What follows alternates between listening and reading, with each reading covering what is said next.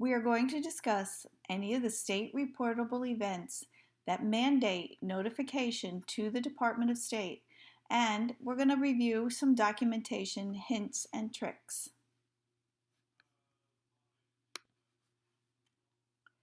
It is important that all staff is trained in what criteria is needed for the events that require a timely submission to the State Department of Health.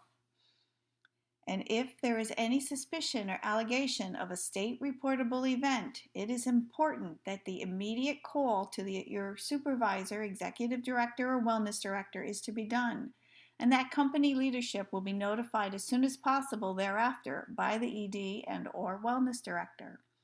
So the following slides are going to discuss the state reportable events. All fires, disasters, interruptions for 3 or more hours of basic services such as heating and cooling, electricity, or water. If they're off for more than 3 hours, the state needs to be notified. All missing residents as per the elopement policy that we have. Anytime a resident cannot be located after a search, and there are circumstances that place that resident's health, safety, or welfare at risk. And even if the resident is not at risk, if they are missing for more than 8 hours, that is a state reportable event. It is required that any serious accident, criminal act, or incident which involves the resident and results in serious harm, injury, detention, or arrest must be reported. Any and all suspected or alleged serious crimes that are committed by or against the residents and they've been reported to the local police department also have to be reported to the state. And any occurrence or event that involves physical, sexual, or verbal abuse of a resident by another resident, an employee, or a visitor to the community needs to be reported. If there is a suspicious death of a resident, if it seems to be arising from unexplained causes or under suspicious circumstances, especially even if there's any deaths that are related to accidents or incidents in the community or the community services. This includes brain and spinal cord injuries or second and third degree burns that have 20% or more of the body surface area covered.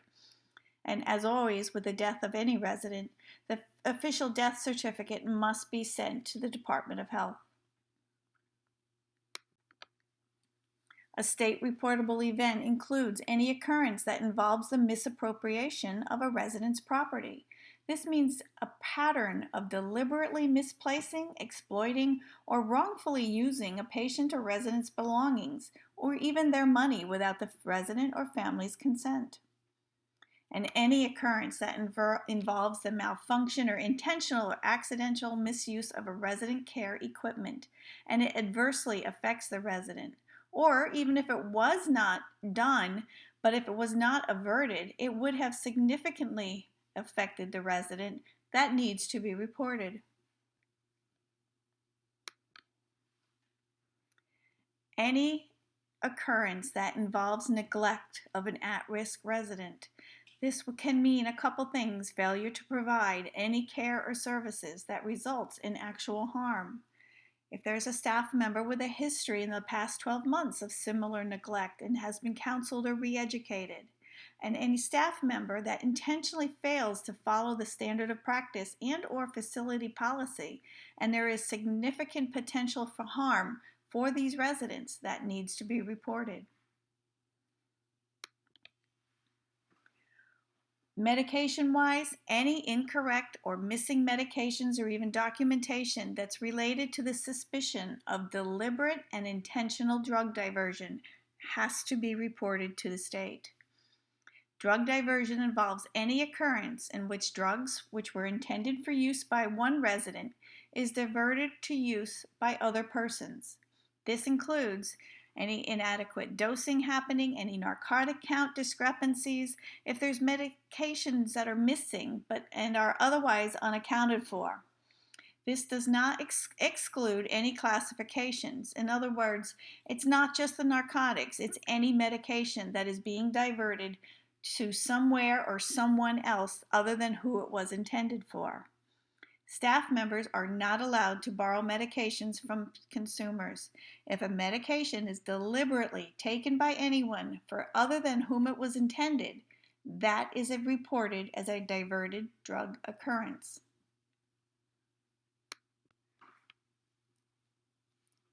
The state is notified via the occurrence report that is submitted within 24 hours or by the end of the next business day via the online portal. This is generally done by the executive director or the wellness director, but it is important that the caregivers immediately report to them any suspicion or allegation of the state reportable events that we just discussed.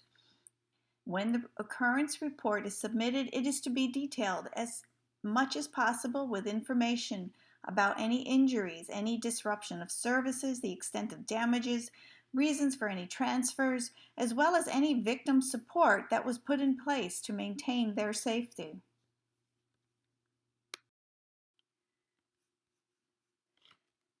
And follow-up, a final investigation needs to be submitted to the Department of Health within 5 days after that initial report, and it should include the follow-up actions taken and any measures that were instituted to prevent similar future situations.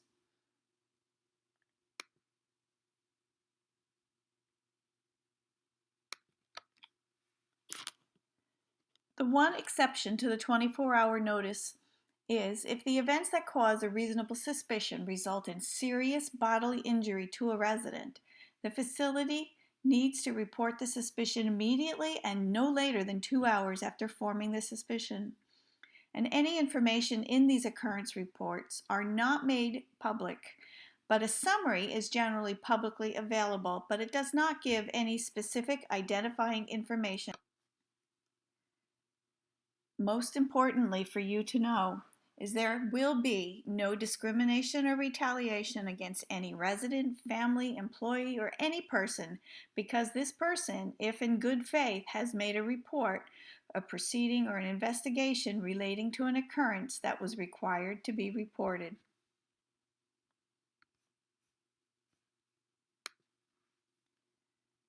Now, in addition to the state reportable events, as per the policy and procedure, any untoward or unexpected incidents also need to be reported and an incident report needs to be filled out.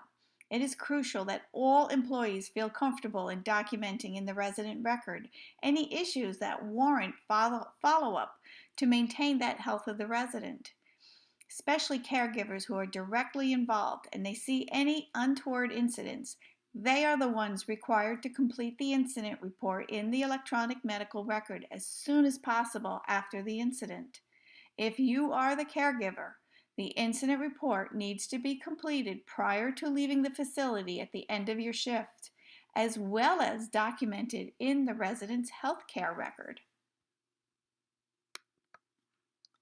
The incident reports are to include detailed information as to what occurred, when did it occur, who was notified, and when.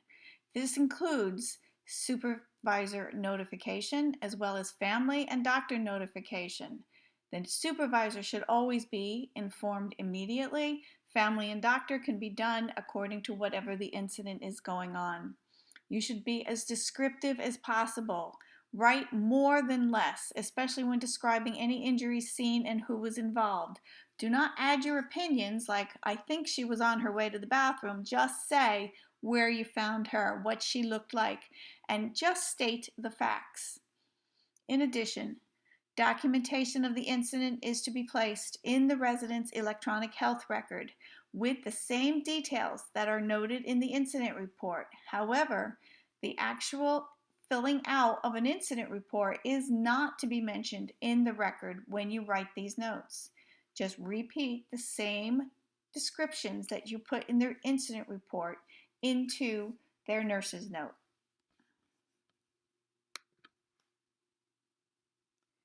Once you fill the initial incident report, it is very important to know that incident reports need to include follow-up actions taken, as well as any steps that were taken to prevent further episodes of the same thing happening. This requires returning back to the incident report either the next day or as soon as the situation resolves, and complete the follow-up section so that we know what steps were taken, including any measures that were taken to prevent it from happening again. In addition to the incident report, back to the resident's file in the notes, and you need to document what's happened to the resident now, what's the current status, what further steps need to be taken. You must detail it in both places. For instance, any repeated refusals for medications or any direct personal care, such as mouth care, personal hygiene, if they're refusing it over and over again, you must make note of this in the resident's record by the direct caregiver who is involved. Once in the record, the documentation needs to be followed up with another entry. What was taken for you to finally finish the task? Or was the physician notified that it was continually to be refused? And if it's appropriate, when and how was the family notified? Another big documentation that's required is any and all late entries and missed medications. They are electronically noted in the medical record, but you need to add the detail as to why they were late or missed. It could be just a routine thing, but put in there why they were late or missed. When you get ready to leave for the day, it always helps to just review the medication record, at least the missed and late entries, and be sure that there is supportive documentation there that fills in why everything was done not in the proper time frame. One of the ways that can really help is if when you're providing care for your assigned residents, keeping a small notepad in your pocket and just writing down any unexpected or concerning workflow activities that were done or maybe even missed for that day on these specific residents. When you do something in the morning and you leave later in the afternoon, you may forget that, oh goodness, yes, Miss Mary X didn't have her mouth care done. Maybe you will remember to go back and do it, and then you don't have to document. But if it wasn't done, you must say not done due to refusal, so that there can be follow-up by the next shift or follow-up the following day. This helps you to document accurately and in detail any refusals or any unusual incidents on the appropriate resident record at the end of your shift. Always be as specific as possible in detail for the unusual events. And always, if there was something that you saw that was concerning, that was fixed or needs follow-up, that also should be documented. It is up to you to advocate for your residents who may not be able to maintain their own health or even their own safety.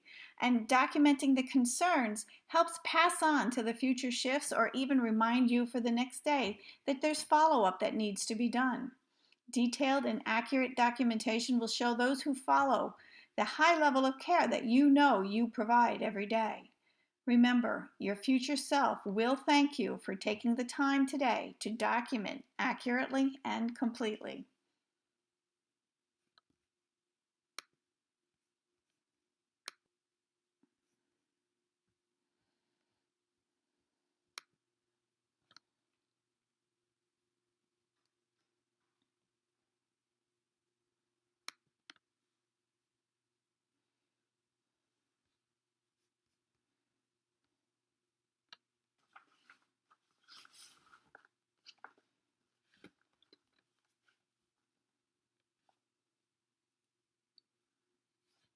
And about the individuals involved.